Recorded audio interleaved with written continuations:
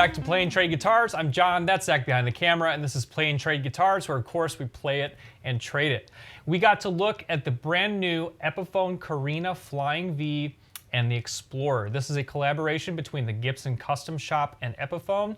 I'm going to tell you all the top features. We got to take it apart on the bench. We got to plug it in and play it. Stay tuned to the end because I'll give you their final grade. Before we dive into it, if you're in the market for any new gear, click to buy new gear using our link in the description. You support our channel directly when you do that. All right, let's kick it off with 5 things that I learned from taking apart the Epiphone KORINA Flying V and Explorer on the bench. They're certainly not lacking in style. That KORINA looks gorgeous. There's a poly finish on it, which is labeled gloss. I would have you know that it's probably more in between a gloss and a satin feel rather than what you would truly expect from a fully gloss finish. Number 2, you're getting big upgrades with the pickups. At a price point of $12.99, you better expect some high-end features in this Epiphone. And guess what? Both iterations of this guitar come with American burst buckers. We have a BB3 in bridge reading 7.8, burst bucker 2 in neck reading 7.9, 3.9 combined. Explorer reads 8.1 in bridge, 7.8 in neck, 3.9 combined. Number 3, very important, neck shape. They went for historical accuracy. The Flying V and KORINA were introduced in 1958, and that's right, it means 50s neck profile. It's a big fat chunker of a neck, 1.68 inches at the nut. It's a Graphtec nut. A nice thick 50s 0.87 inches at the first fret, up to 0.98 inches at the 12th. Body thickness on the KORINA body, 1.53 inches. Nut at 1.68 inches. First fret at 0.85 inches, up to 12th fret at 0.98 inches. Comes in at 1.55 inches thick.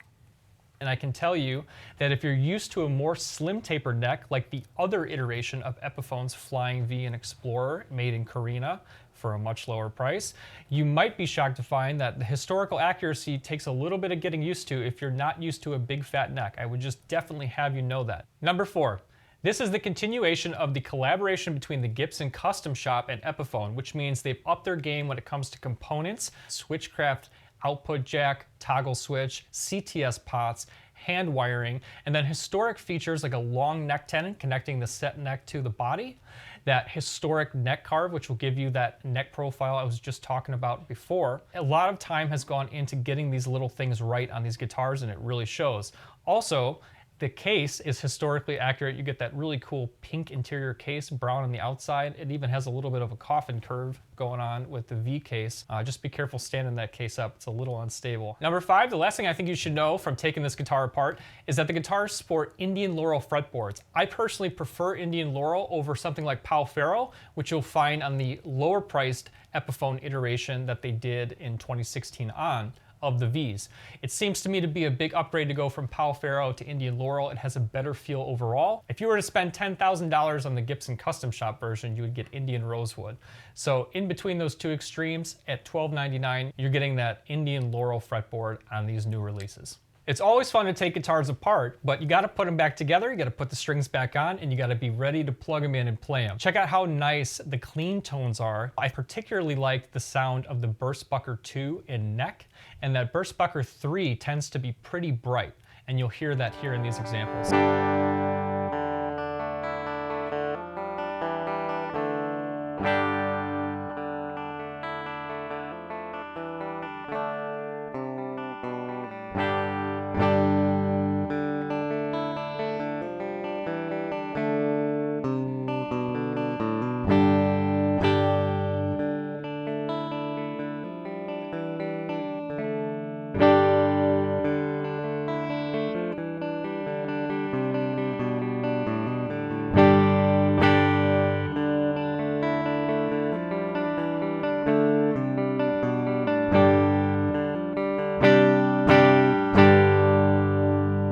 Cranking it up with a Fender Deluxe Reverb and a tube screamer, we started to get some riffs going, chunking out some chords, dialing it up a bit, and I think again the burst buckers really shine when you start to push them, and KORINA has such a pleasant, well-rounded voice.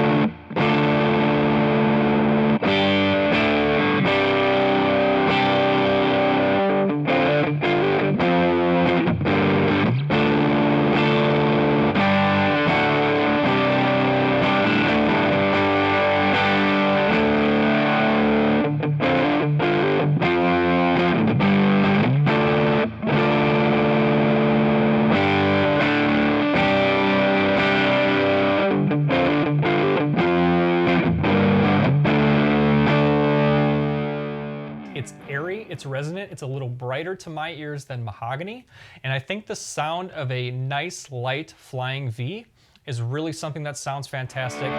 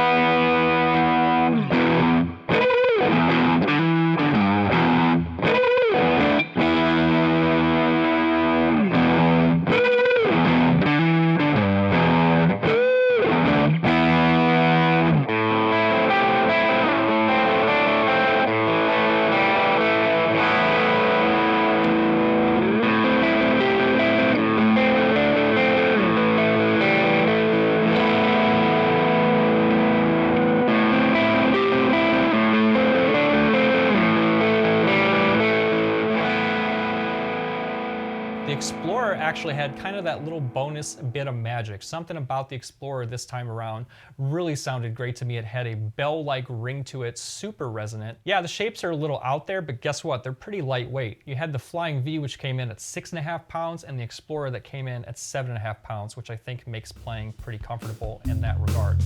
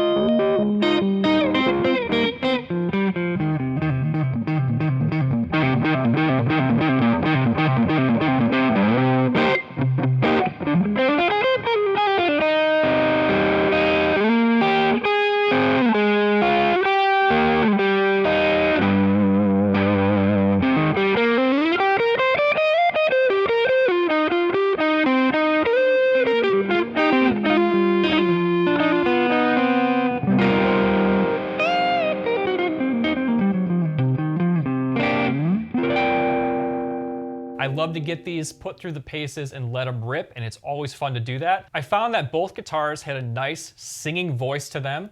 They were a little bit difficult to play because of two main things. One, the neck shape really is fat, and I'm somebody who likes a fat neck.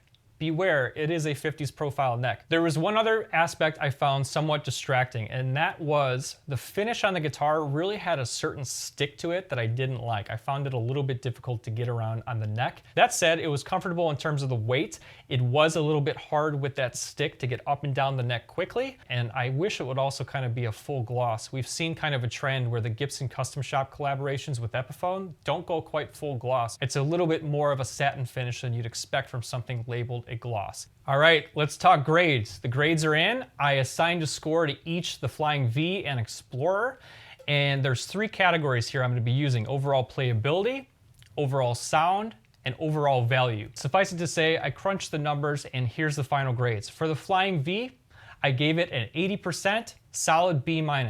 Where it gained points was certainly in style, looks, components, those American burst buckers, the upgraded electronics. The overall, I think, aesthetic and collectability. Where it did lose points and bump it down was in the playability. In the playability aspect, I did have a problem with the stickiness of the neck shape itself in combination with that stickiness, and just the overall kind of awkwardness of the shapes of these. The Explorer actually scored a little bit higher. It got a solid B. 82.4% was its grade, just a notch above the Flying V. I think it did have a little bit something extra in terms of overall kind of magic of sound. Something came together just right. It was a pound heavier, but because it's still only 7.5 pounds, even with the additional weight, that didn't really bother me. In a way, the Explorer almost sits in a more well-balanced way than the V. The V is more iconic in terms of the look of it, I think. However, it doesn't quite sit as well as the Explorer in terms of overall balance and playability. So the Explorer notched out just ahead with a solid B here, and overall you'll be able to compare these scores as we do our guitar demos. I think it is an exciting continuation of the collaboration with the Gibson Custom Shop. Price, obviously Epiphone is starting to try to increase their prices. $12.99 was like Adam Jones' Artist Series, and now all of a sudden a non-artist guitar is at $12.99. I think we all know what they're trying to do here, and if prices are going to go up, we need to continue to demand value and features on these guitars that match those prices. I think they get a solid gentleman's B in terms of the actual execution of that. Let us know what you think of the sounds of these guitars, and remember, if you're in the market for any gear, click to buy using our link because it supports our channel directly. We'll see you guys in the next video. Check out the rest of our demos. Make sure you're subscribed and make sure you're signed up for that Gleam giveaway. We're gonna be giving away that Gibson Custom Shop Les Paul real soon. We'll see you guys in the next video. I'm John, that's Zach, and this is Plain Trade Guitars. See you guys next time.